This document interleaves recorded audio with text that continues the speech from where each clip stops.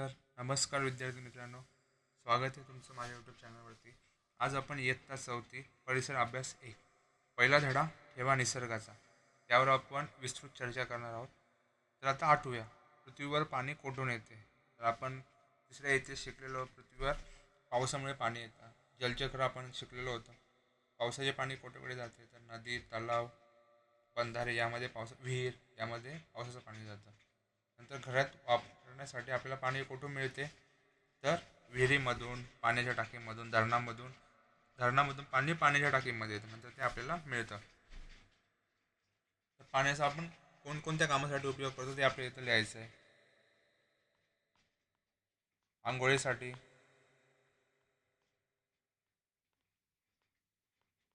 जेवण बनवण्यासाठी,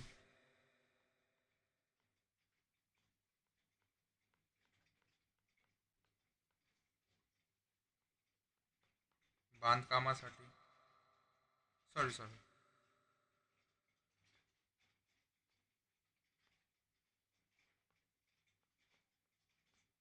आपल्याला घरातलं लिहायचं होतं इथे. जेवण बनवण्यासाठी, भांडी धुण्यासाठी, कपडे धुण्यासाठी यासाठी आपण पाण्याचा उपयोग करतो. बाकी तुम्हाला काय काढतो ते तुम्ही लिहू शकता याच्यामध्ये.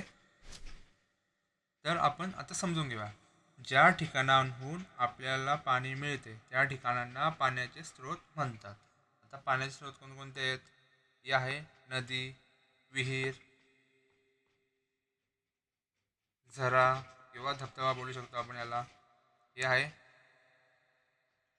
धरण,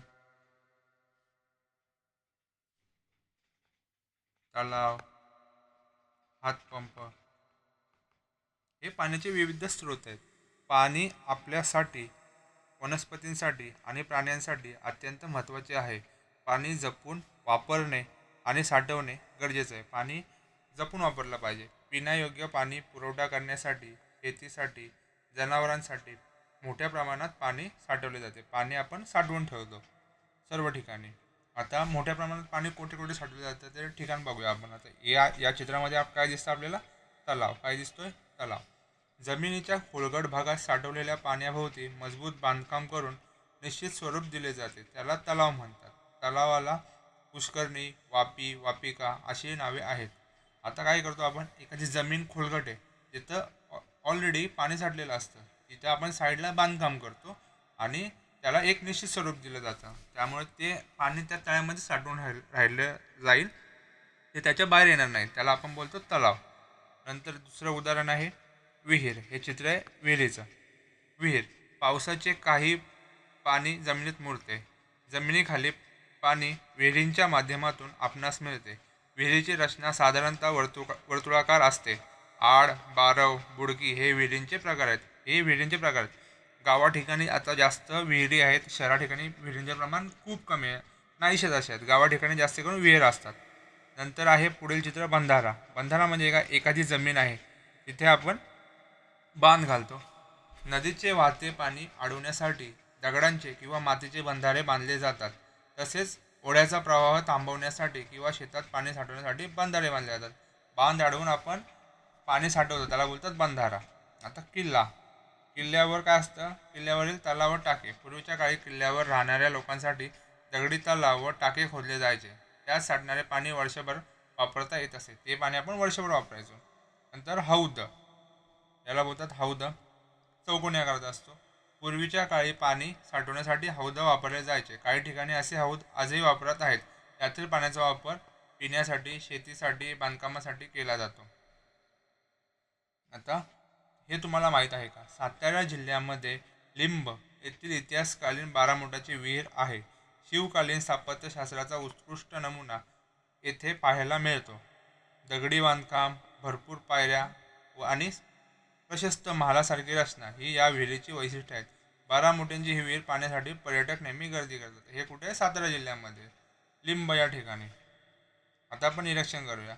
त्यापैकी विविध चित्रातील विविध भांड्यांची चित्रे दिली आहेत. त्यापैकी तुमच्या घरात कोणत्या भांड्यात पाणी साठवले जाते? खालील चित्राखाली भांड्यांची लावली आहे. ही आहे टाकी, भांडे, बादली,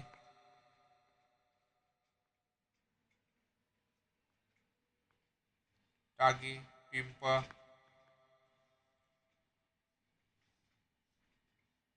आता निरीक्षण करा. आपण पहिल्या चित्रामध्ये मुलगा आहे, हा काय करतो, ब्रश करतो, दात घासतो त्याचे. ही महिला आहे ती काय करते, भांडी घासते. आणि ही आहे पाईप लाईन, पाण्याची लाईन. पाणी वाया जाऊ नये म्हणून तुम्ही काय कराल, तर पाण्याचा आपण जपून वापर करू. पृथ्वीच्या सुमारे 71% भाग पाणी व्यापला. ही अख्खी पृथ्वी आपली, तर त्यातील हा सगळा भाग आहे 71%. तो भाग कोणी व्यापलेला आहे, पाण्याने व्यापलेला आहे. बहुतांश पाणी महासागरात, समुद्रात सामावले आहे. काही पाणी गोठलेल्या अवस्थेत, तर काही पाणी जमिनीच्या आत आढळते. अतिशय कमी पाणी पिण्यायोग्य आहे, एकदम कमी पाणी पिण्यायोग्य आहे. अशी कल्पना करा, पृथ्वीवरील सर्व पाणी एका पिंपात मावत असेल तर गोडे पाणी केवळ कपभर होईल. नद्या, नाले, विहिरी, धरणे यांमधील पिण्यायोग्य पाणी केवळ थेंबभर असेल. आता जर एवढा मोठा पाण्याचा गोल आहे, त्याच्यामध्ये फक्त एवढा प्रमाण आहे हे पिण्यायोग्य पाणी आहे. बाकी सर्व पाणी कसं आहे, खारे. समुद्राचं पाणी आपण पितो का, नाही पित. आता इथे बघा, हा चित्र दिला आहे. हा एवढा मोठा एवढा टाकीमध्ये पाणी भरलेलं आहे. त्याच्यामध्ये महासागर, समुद्र यांतील पाणी, जमिनीखालील व जमिनीवरील पाणी, त्यातून आपल्याला भेटेल एवढूस गोड पाणी. गोठलेल्या अवस्थेतील जमिनीखालील व जमिनीवरील पाणी. आणि पिण्यायोग्य एक थेंब. किती पाणी भेटतं आपल्याला, एक थेंब. यावरून पिण्यासाठी पाणी किती कमी आहे हे लक्षात येते. त्यामुळे पाण्याचा आपण अपव्यय न करता योग्य वापर करावा. पाणी काय आहे, अमूल्य आहे. त्याच्या योग्य वापराबाबत सर्वांनी जागरूक असायला हवे.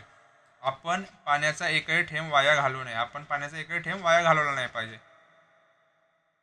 तुमच्या घरात किंवा घराबाहेर कोणकोणत्या कृतीमुळे पाणी वाया जाते याची यादी तयार करा व आपण अपव्यय कसा टाळू शकतो याबाबत वडीलधाऱ्यांशी चर्चा करून वहीतली. आता आपल्या पाणी बचतीचे मार्ग लिहायचे. तर आपण काय करू, झाडांना पाणी तर ते थोडंसंच पाणी द्यायचं आहे. पावसाचं पाणी येते ते साठवून ठेवायचं आपल्याला एखाद्या टाकीमध्ये. जर एखादा पाईप लीक असेल तर तो आपल्याला, पाईपातून पाणी गळत असेल ते थांबवायचं आहे. आणि आपण रोज दात घासतो, ब्रश करताना आपल्याला पाणी जपून वापरायचं. दैनंदिन जीवनामध्ये पाण्याला पर्याय उपलब्ध नाही. आपल्या आरोग्यासाठी पाणी खूप महत्त्वाचे आहे. पाण्याशिवाय आपण काहीच करू शकत नाही. कोणताही सजीव पाण्याशिवाय जिवंत राहू शकत नाही. म्हणून पाण्याला जीवन असे म्हणतात. पाण्याला काय बोलतो आपण, जीवन म्हणतो. आता हे नेहमी लक्षात ठेवा. आपल्याला काय करायचं, काय लक्षात ठेवायचं आहे, पाण्याचा वापर काटकसरीने करा. जेथे शक्य आहे तेथे पाणी साठवा. आपण पाणी साठवलं पाहिजे.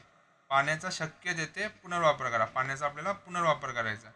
घरात पिण्यासाठी, वापरासाठी भरून ठेवलेले पाणी कधीही शिळे होत नाही. पाणी कधीही शिळे होत नाही. म्हणून 2-3 दिवस झाले पाण्याला ते आपण फेकून देतो. ते फेकून नाही द्यायचं. पाणी कधीही शिळे होत नाही. समजून घ्या. वापरलेले पाणी फेकून न देता पुन्हा वापरले पाहिजे. उदाहरणार्थ भाजीपाला, फळे धुतलेले पाणी पिऊन उरलेले पाणी कुंड्यातील झाडांना घालणे, कपडे धुतल्यानंतर राहिलेले पाणी शौचालयाची स्वच्छता करण्यासाठी वापरणे इत्यादी यालाच पाण्याचा पुनर्वापर म्हणतात. म्हणजे आपण पाणी परत एकदा पुन्हा पुन्हा वापरलं पाहिजे. जे पाणी प्यायले असता आपल्या प्रकृतीला कोणत्याही प्रकारचा धोका होत नाही अशा पाण्याला निर्धोक पाणी म्हणतात.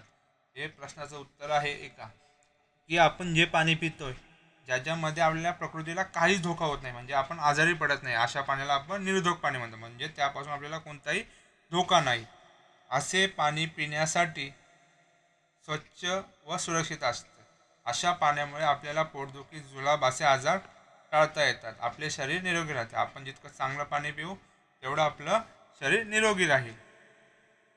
योग्य की अयोग्य ते लिहा. आदल्या दिवशी भरून ठेवलेले पिण्याचे पाणी शिळे झाले म्हणून ते ओतून देतात व पाणी पुन्हा भरतात.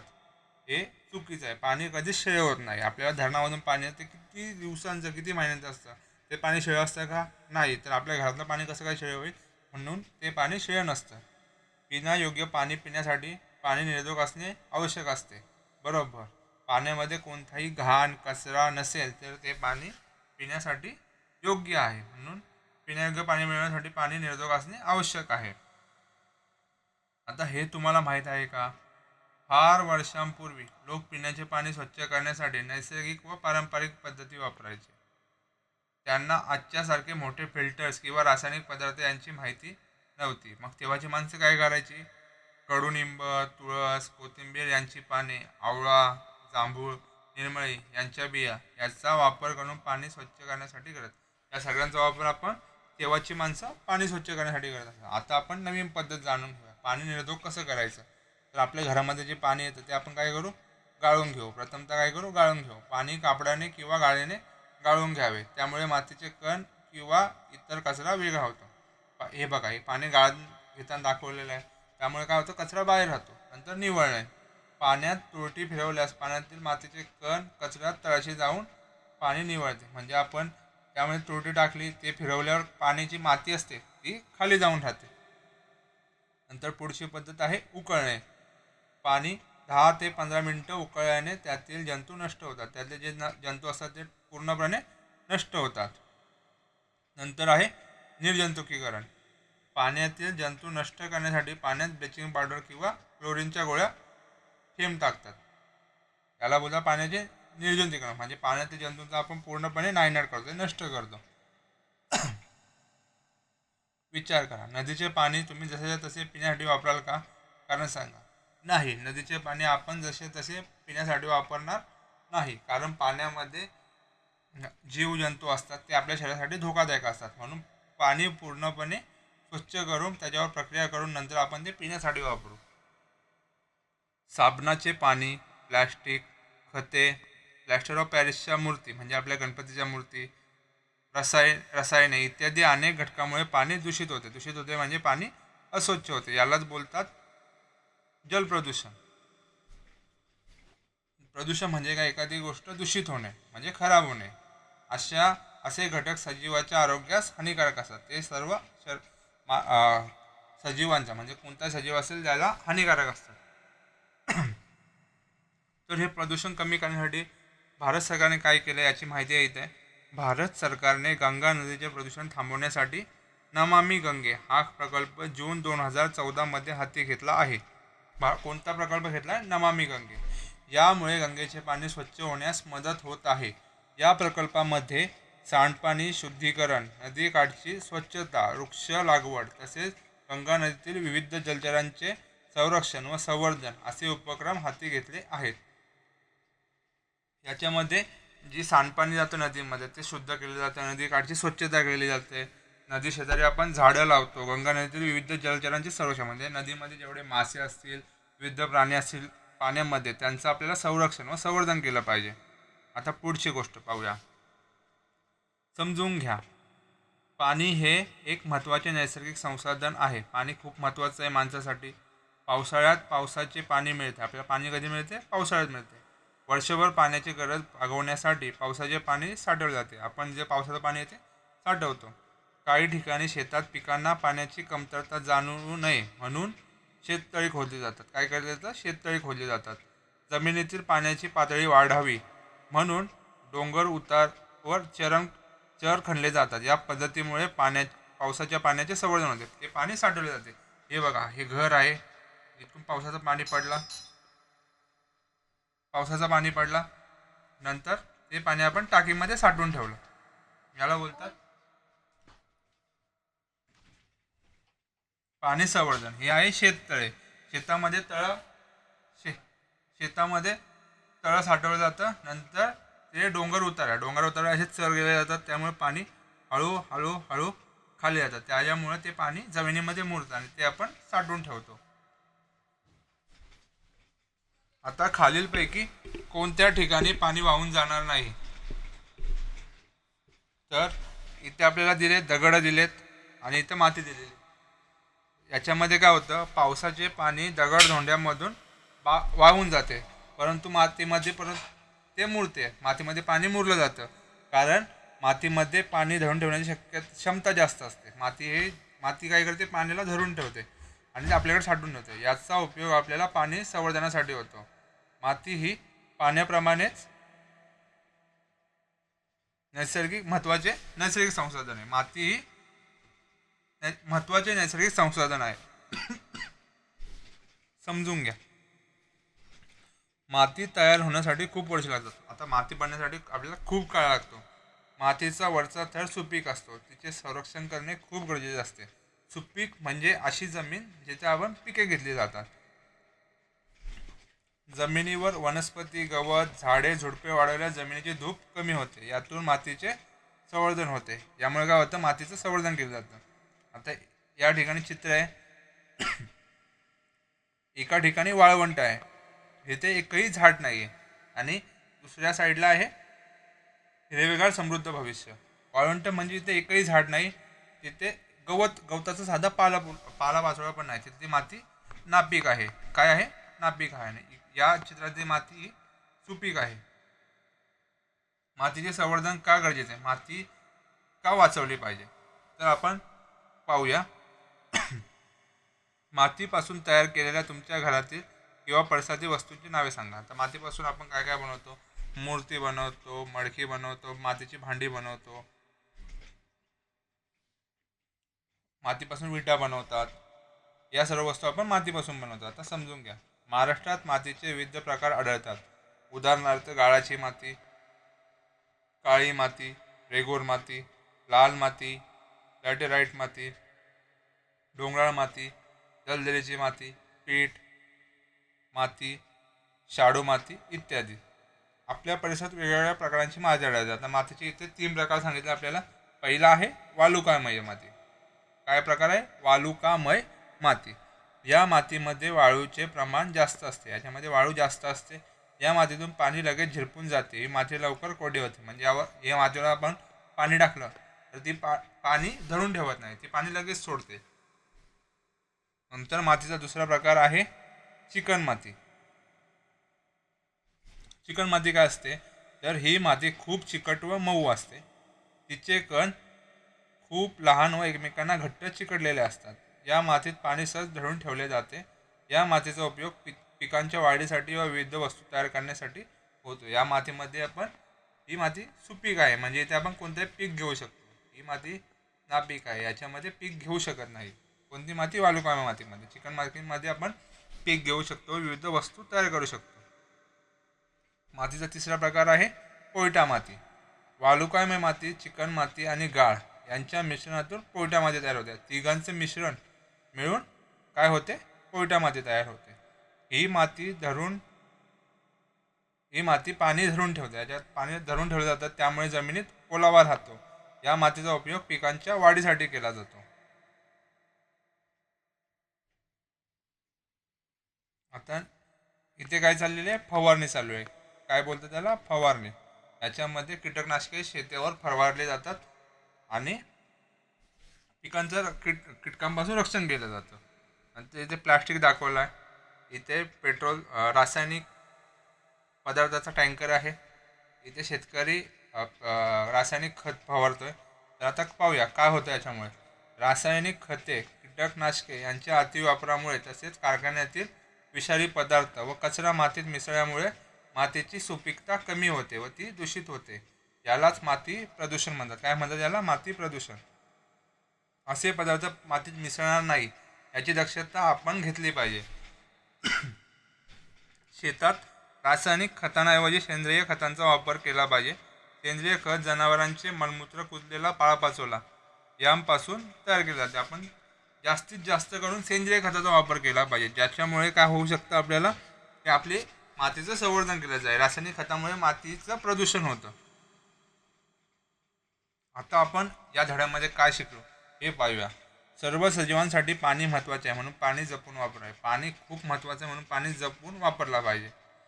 आपल्याला मिळणारे पाणी नदी, विहीर, तलाव, धरण अशा वेगवेगळ्या ठिकाणाहून येते. या ठिकाणांनाच पाण्याचे स्रोत म्हणतात. यांना काय म्हणतो आपण? पाण्याचे स्रोत. तलाव, विहीर, बंधारा, किल्ल्यावरील टाके, हौद यात मोठ्या प्रमाणात पाणी साठवले जाते. पाणी याच्यामध्ये साठवलं जातं. पाण्याचा प्रत्येक थेंब महत्त्वाचा आहे, म्हणून पाण्याचा पुनर्वापर करणे आवश्यक आहे. पाणी गाळणे, निवळणे, उकळणे, निर्जंतुकीकरण या पाणी निर्जोग करण्याच्या पद्धती आहेत. पाणी निर्जोग या पद्धतीने केलं जातं. पावसाचे पाणी साठवून जमिनीतील पाण्याची पातळी वाढवण्याचा प्रयत्न म्हणजेच पावसाच्या पाण्याचे संवर्धन होय. पाण्याचं संवर्धन करतो आपण. माती तयार होण्यासाठी काय होतं? खूप वर्षे लागतात. माती तयार होण्यासाठी खूप वर्षे लागतात, म्हणून तिचे संरक्षण करणे आवश्यक असते. वालुकामय माती, चिकन माती, पोयटा माती हे मातीचे विविध प्रकार. हे 3 प्रकार दिलेले आहेत आपल्याला या धड्यामध्ये, ते आपण शिकलोय. रासायनिक खते, कीटकनाशके यांच्या अतिवापरामुळे व कारखान्याचे विषारी पदार्थ कचरा मातीत मिसळल्यामुळे मातीची सुपीकता कमी होते. यालाच काय म्हणतो आपण, मातीचे प्रदूषण म्हणतो. तर हा धडा आपण पूर्ण शिकलेला. याची प्रश्न उत्तरे मी एका व्हिडिओमध्ये टाकलेले आहेत, पहिल्या व्हिडिओमध्ये. आता मी धडा शिकवून झालेला आहे. हा तुम्हाला जर चांगलं वाटलं असेल, या धड्यामध्ये काही पॉईंट माझा राहिला असेल, काही चुकलं असेल, तुम्हाला काय कोणता पॉईंट समजला, हे नक्की तुम्ही कमेंटमध्ये सांगा. चॅनलला जास्तीत जास्त शेअर करा, व्हिडिओला लाईक करा, चॅनलला सबस्क्राईब करा, जास्तीत जास्त मुलांपर्यंत पोचवा. अशा प्रकारे ठेवा निसर्गाचा हा धडा आपला पूर्णपणे शिकवून झालेला आहे. तुम्हाला व्हिडिओ कशी वाटली नक्की कमेंटमध्ये सांगा. धन्यवाद.